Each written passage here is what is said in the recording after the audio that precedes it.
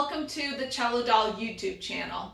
In light of our theme of auxiliary cello techniques this month, we are going to be covering one of my ultimate favorite techniques, harmonics, including tips for cellists on how to execute these techniques. So I'm going to talk a little bit about some cool properties on the cello and the cello string. This is also true for other string instruments. Can't go into a super deep dive because physics is above my pay grade. So basically, we have a string, and from the bridge, where the string is stopped, to the nut at top, we have the string in between. At different points of the string, we have these spots called nodes, and this has to do with the properties of the string. If you cut a string in half, it's going to shoot up one octave. So on our A string, from A, which is top of the bass clef staff, to one A above that. And if I gently place my finger here, and by gentle I mean I'm not going to have my weight in the string, I'm not going to have the string touching the fingerboard, I'm just going to lightly touch it. You're going to hear an airy harmonic on the pitch A. And we get that octave jump. The reason it is considered natural is because it's on one of these special nodes. I only need one finger to use it. It's something that is already a natural phenomenon on my string. Don't have to do anything fancy, just use one finger. Now imagine the A as a point of symmetry. We get two harmonics equidistant around that pitch A. If you can learn these as a composer, you can get a wide range of harmonics with significantly easier finger patterns. And your players are really going to thank you for that. So let's find one of these points of symmetry, okay? So we start on our A harmonic. Let's go to E. So from A to E. If I take this distance, it's not going to be an exact match. It's going to be pretty darn close, almost the same distance. Let's go to the E that's down here and starts our fourth position. Guess what? So it's the same harmonic that lives in two spots, which is really cool. And let's do one more. Let's do a higher A. So the A that's going to be above this one. So we have A, E, let's do another A.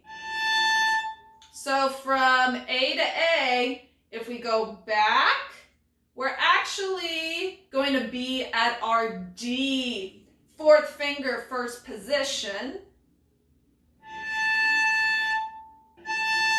So even though this is pretty high up on the cello fingerboard, because of this symmetry, it also lives in a lower spot on the cello. If I wanted to play all of those higher pitches as a harmonic, having the A is the only one that has one spot, so you have to play it here.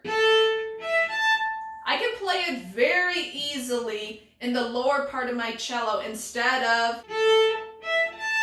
That's a little riskier and involves big stretches, mini shifts. So if you know that map of the natural harmonics, you can adapt the pitches into a potentially easier fingering. If you want to learn the harmonics on the cello, you can have a very light touch and slide up the fingerboard, and you will hear fuzz, fuzz, static, harmonic, fuzz, fuzz, harmonic, fuzz, fuzz. You'll definitely hear the transition between spots where there's no harmonic, and then we get this glowing, resonating note of a natural harmonic.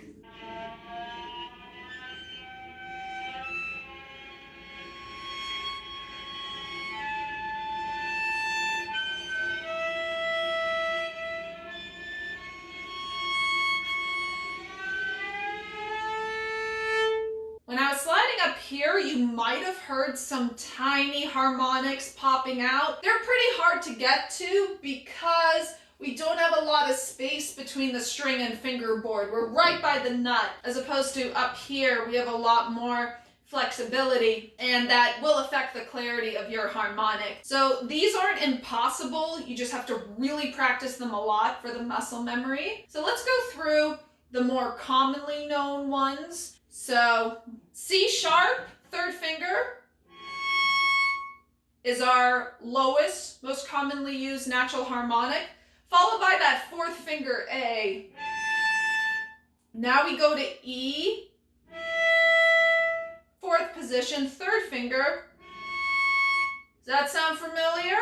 That's our C sharp, third finger. So this one's actually pretty close together and has 4 spots on the cello. You'll hear them shortly. And then we come to our A. So all of the harmonics I outlined here, we had 1, 2, 3, 4 of them. We're gonna have them the same 1, 2, 3, 4. So C sharp, E, A, and then high C sharp.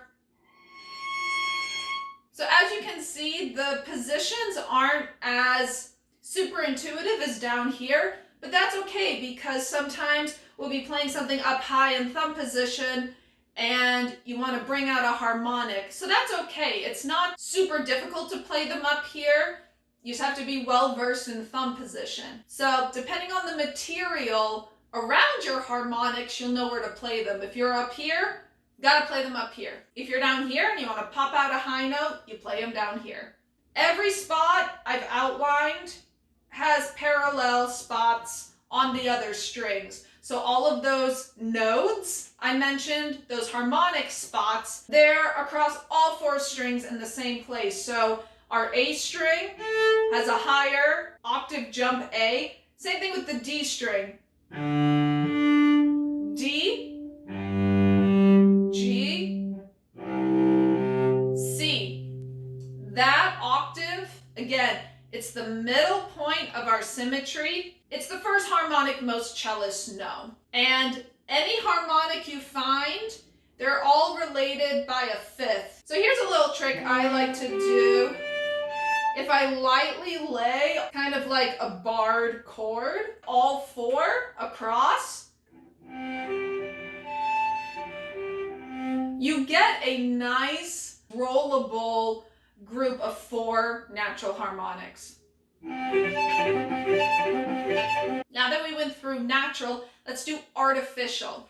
So artificial is outside of the harmonics we just learned, not naturally occurring in the property of the string. With artificial harmonics, our thumb becomes that top of the string. We shorten the string. So when you have a shorter string, you have a new halfway point and then a new mirror for new harmonics. So pretty much any pitch can be made into a harmonic, given if it's high enough. So the most common artificial harmonic is your thumb plus a perfect fourth above the thumb note. So if I'm on E, so that's my fourth, E to A, 4 notes up. If I put that light, gentle, not weighed in finger, I am gonna get 2 octaves, 2 of that E. So this is something that can be a little confusing at first. You are not going to hear the note your third finger is on. You are going to hear the thumb pitch up 2 octaves. Support with the elbow, help it to lean in so you're not just pressing with your thumb. You're going to really tire up your thumb. Might even lead to some pain. So we don't want to press down. We want to weigh it in and use our elbow for some leverage. That will help. So let's really get that fourth first with solid notes. E, A. Now, the cool reason I use the A, we know that's our natural A harmonic. But just because we have this E down with our thumb, we're going to transform the note entirely.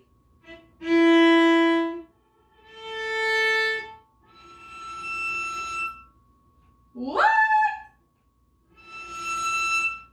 Guess what? That's 2 E's up. It's that E at the end of the fingerboard. Now, here's the thing. Artificial harmonics are more difficult. With a natural harmonic, you can hear the pitch fluctuating a little bit. You do want to be right on the money, of course, with your intonation. But if you're a fraction of a millimeter off, natural harmonics are a little more forgiving. If your thumb is off for an artificial, or the third finger is off, you're not gonna get something pretty. Let's make the A right, but the thumb wrong. Oh, have mercy. Okay. See, that's when it's right. If I do the third finger a little off,